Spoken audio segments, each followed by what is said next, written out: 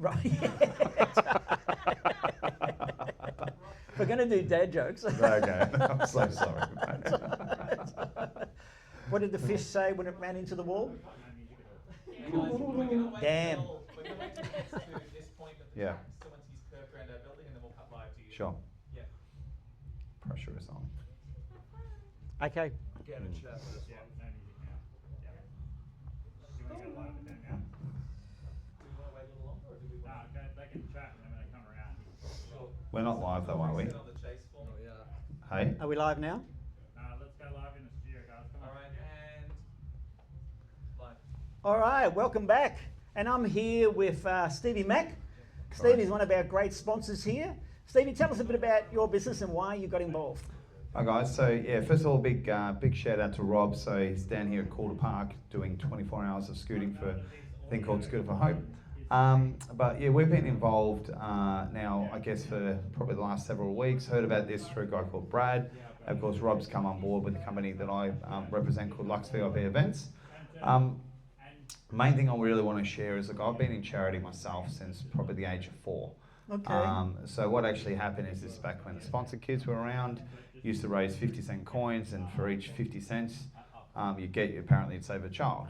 Wonderful. Got to the point that I raised that much money that I actually went home and told Dad what I'd achieved. Yes. And he said, you know that money doesn't actually go all to the kids directly. And he went and had a word to the school. And we had a Okay. word about the ethics of this. Yes. And even at the age of 4, I challenged Dad and I said, well, look, mate, I still think I'm making a difference. Yeah, I'm going to lovely. continue to fundraise, and I think I raised $35 back at the age of 4. Wonderful. And that's it. But look, I think in life, it's not about just helping yourself. And I'm a big advocate for mental health and suicide, but it's Yes. about helping others. Yeah, that's great. Helping, unfortunately, parents, Yes. stillborn children, which is, they're not even given the opportunity to come into this beautiful world Yes. and take their first breath. Mm. So I'm just saying that what Rob's doing, what the pain he's undertaking, what he's been through with his family, and the difference that he wants to make for future generations, obviously the next 5 years for the Royal Women's Hospital, is absolutely incredible. Yeah, it is, isn't it? And I really admire the way you've actually, how it's aligned to your values, how the committed that you had to charities, and to give your time and your commitment. And so you're involving your network, I understand, getting Yes. them involved. Tell me a bit about that and how they can participate. Yeah, sure. So we started like what's called Lux VIP Events. It's for basically business owners, self-employed, for those that want to succeed and effectively want to get out of the 9-to-5 rat race. But we started a club sort of a bit over 2 years ago. Membership's really just cheap, it's $39 a month. It's not a lot of money. But what we do is we get together, we facilitate lunches, dinners, that sort of stuff. But it's all focused on winning. We celebrate success. We celebrate making a difference for others.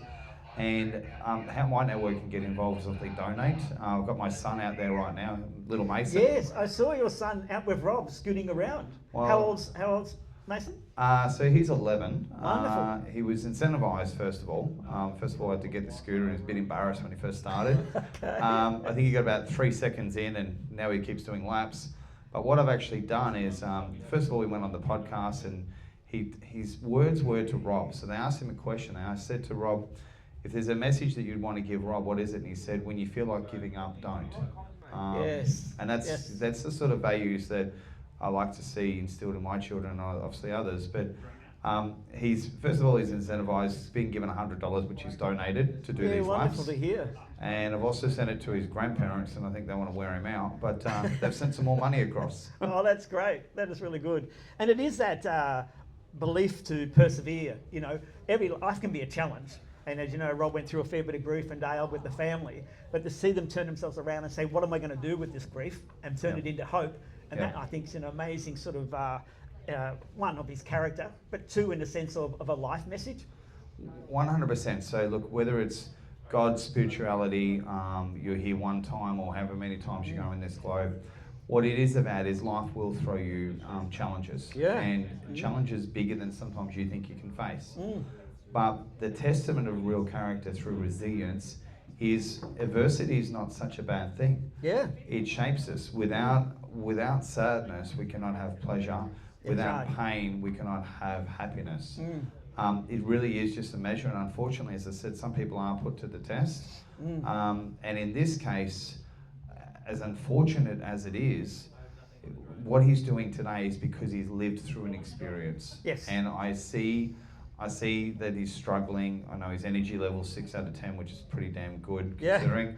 I see the fundraising going up, and I see everybody Yes. behind the scenes here. And I'm starting to see a few extra people randomly turning up as well to come and support him Yes. and watch him towards the finish line. Yeah, it's been great to see a few people, his friends, family members starting to come in, which just to sort of be here for him. And when I was talking to him before, he just recognises that as just being so supportive of him. And that gives him energy, that he has that belief that there's people here to help him actually through this. And I think that's been wonderful to see. Yeah, the big thing that I also noticed too is, and this is the truth of the matter. This hasn't been done before. No. He's never done fundraising. He's not a marketer. He hasn't run AV. No, He's no. just Rob Saunders trying to make a difference. But here he is, he's about to crack 20,000, and we're going to make sure that happens in a minute. Yes. Here he is with supporters. He's been riding through the night, and I'm sure that's a long time. They're hours when we're sleeping. But what we want to see, is that next year we have a lot of people turn up to support him, Yes. and maybe they pay to participate, that sort of stuff. My eyes are not the best, but could you just tell me now, how many Ks has he done so far and how many laps? Can you see that?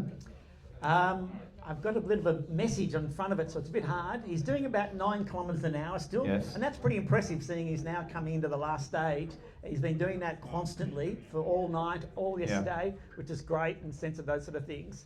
But I can't quite see the actual How many Ks is kilometres he up there. to, guys? Anyone able to give us 198.9. 198 Ks. Yep.